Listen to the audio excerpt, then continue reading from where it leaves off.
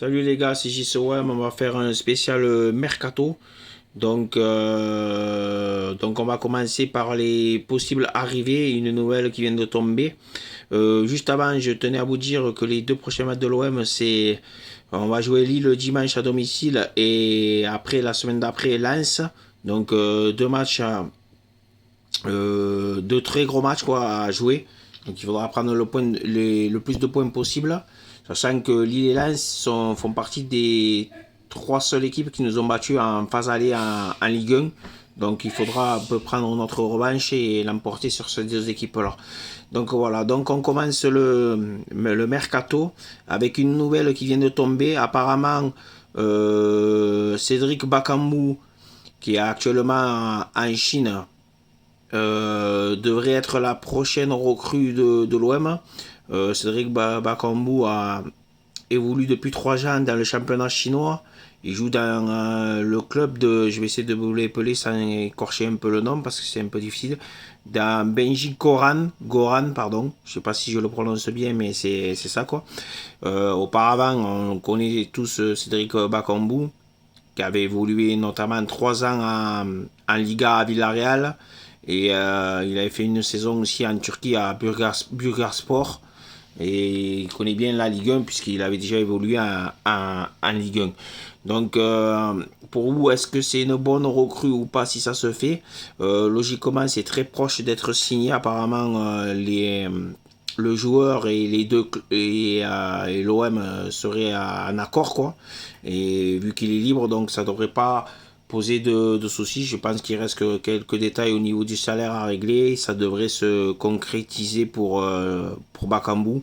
Donc, êtes-vous pour une signature de Cédric Bakambu à l'OM, oui ou non, sachant que ça serait pour épauler Milic. Donc, voilà quoi. Donc, après aussi, au niveau des arrivées, vous savez qu'on parle aussi de l'arrivée possible de d'Aïssa Mandji, le défenseur international algérien, qui a très peu de temps de jeu à Villarreal, qui avait été énorme surtout avec le Betis Séville, son précédent club. Moi je serais pour une arrivée d'Aïssa Mandji par rapport à son expérience. C'est un joueur qui a 29-30 ans, qui peut nous apporter de l'expérience. Il est habitué à jouer dans une défense à 3 aussi.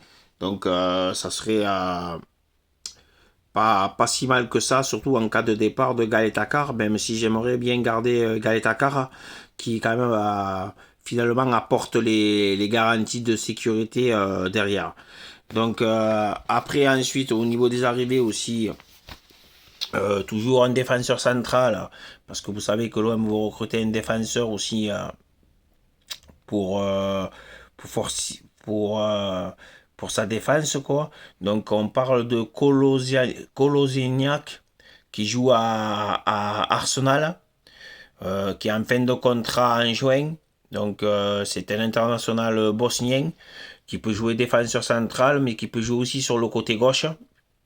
Donc, ça serait surtout pour être la doublure de Luan Pérez, pour faire souffler un peu Luan Pérez. Donc, ça serait je peut-être un bon choix, je sais pas, je connais pas le joueur honnêtement. Mais apparemment, il y a quand même un club comme Naples qui est aussi intéressé, même si c'est pas leur piste prioritaire à Naples, c'est apparemment c'est Ronaldo le défenseur de Lille, mais en second couteau, ils seraient bien, ils aimeraient bien attirer Koloseniak. Donc on verra si ce qui se passe dans ce dossier-là pour nous quoi. Après aussi, on parle aussi, ça je vous l'avais dit déjà, de Youssef Bellaini qui est actuellement à la CAN, tout comme Mamandi avec la sélection algérienne. Lui, il est libre. Euh, Vous savez que son contrat a été radié au Qatar par rapport au but qu'il avait exprimé contre le Qatar avec la sélection algérienne pendant la Coupe arabe. Donc, euh, donc voilà, Luis Bellani, c'est un coup à tenter pour moi. C'est vraiment un coup à tenter sur son côté lié gauche. C'est un très grand dribbleur, un percuteur. Il marque quelques buts, il est souvent décisif et beaucoup de passes décisives.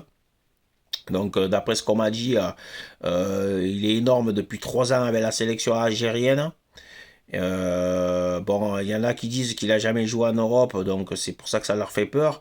Mais bon, je pense qu'à 0, c'est un coup à tenter. Il peut nous apporter peut-être beaucoup sur le côté gauche, surtout qu'à gauche, on a pas vraiment, c'est le poste là où on est le plus faible.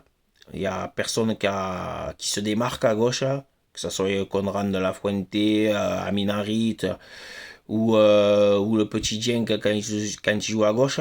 Donc voilà, ce serait pas mal.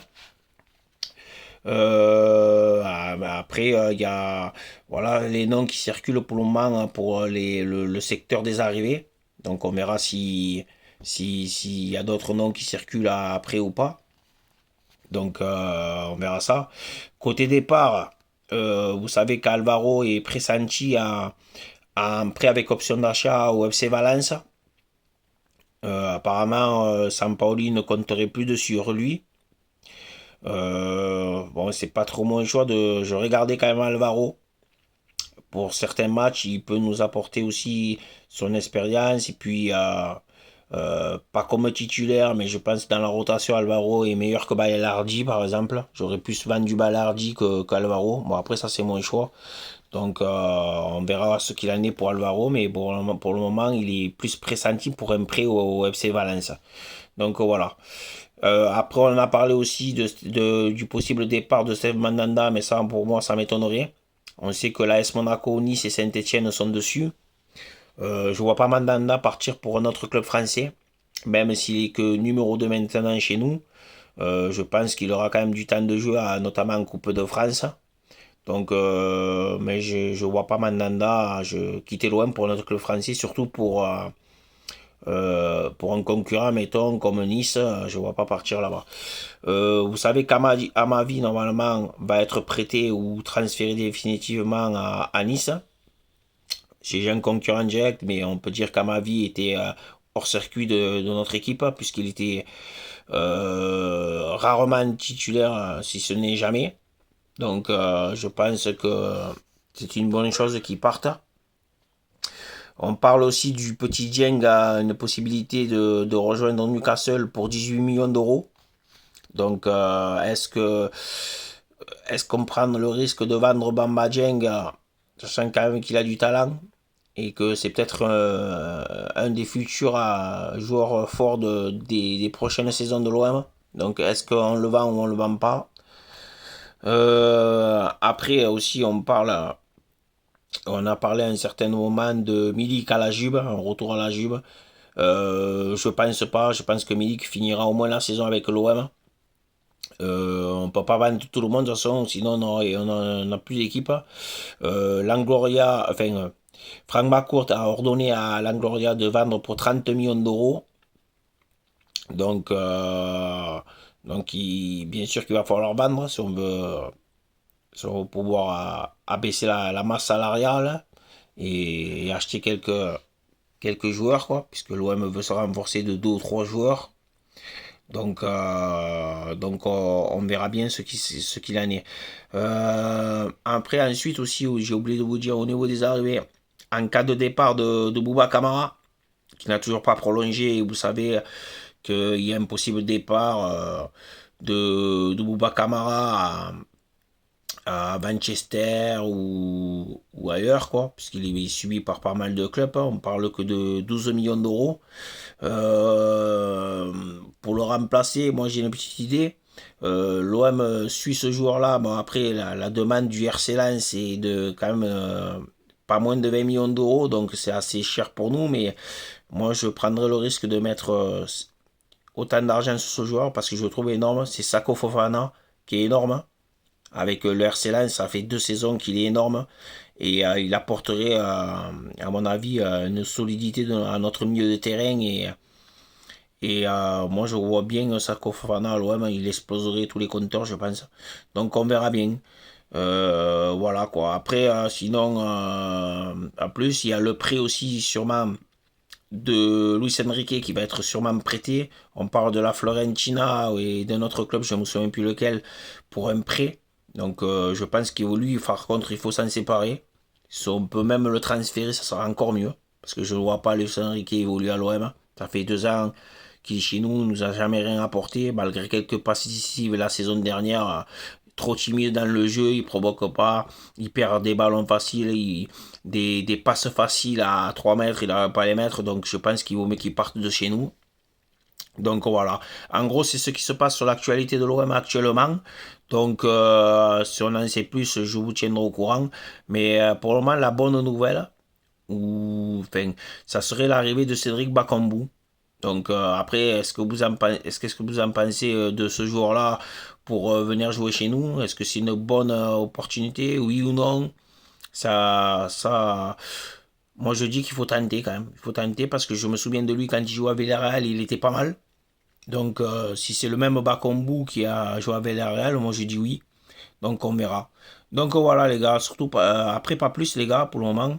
Donc on se donne rendez-vous pour le match OM Lille. Enfin, je vais faire le débriefing lundi, puisque le match se joue dimanche.